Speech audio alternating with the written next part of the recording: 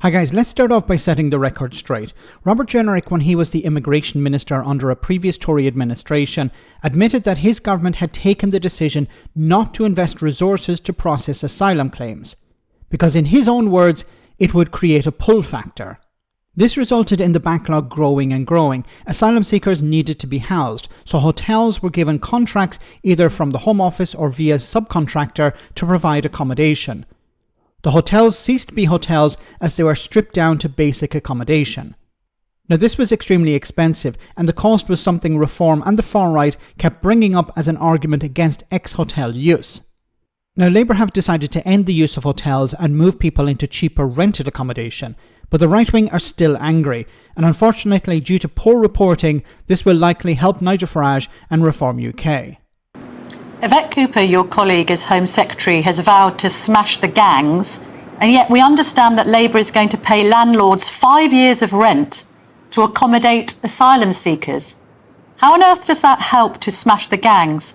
And how on earth does the party of the worker get itself into the situation that it is providing housing for asylum seekers while people living in Britain legally are struggling to get on the housing ladder? There's nothing new about the Home Office renting private accommodation. It's been doing it for years. But for 5 years at a stretch? For a long time. It happened under Alaska. Well, I don't know That's what new, the isn't length it? of the past contracts was, but this is not new. It is not new for the Home Office to be renting private accommodation. And what she's trying to do, very importantly, is deal with the situation where we've got hotels in many towns, including my own in Wolverhampton, where the public don't want to see the local hotel used in this way. We're trying to get the backlog down instead of ignoring it, as the Tories did, and pretending it's not there. That was a recipe for more and more people housed in temporary accommodation, whether it's hotels or private housing, for years and years on end.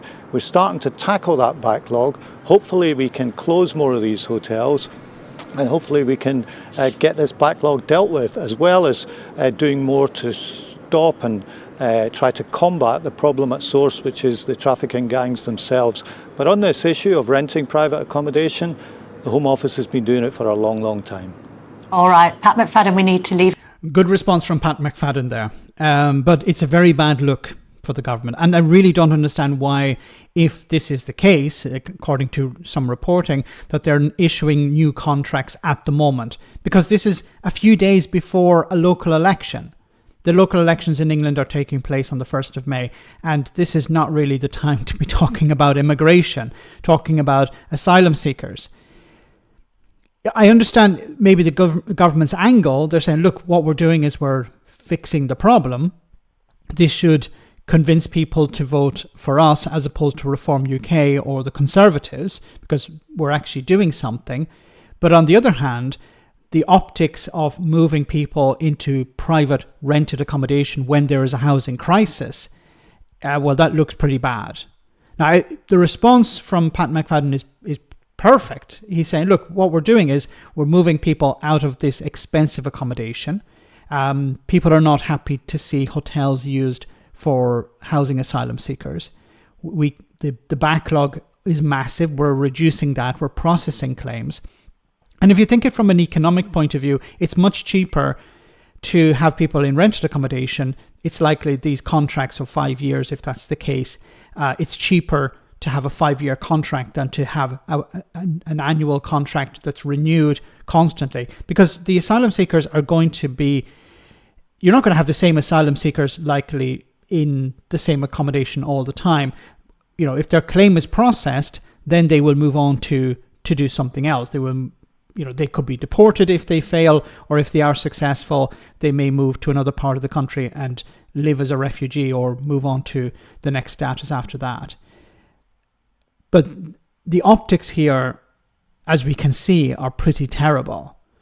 And unfortunately, Reform UK and the Conservatives are latching on to that, painting the government as indifferent to British people who are struggling to get on the property ladder. So I think it's important to respond in the right way, as Pat McFadden has done here. But this is just one guy.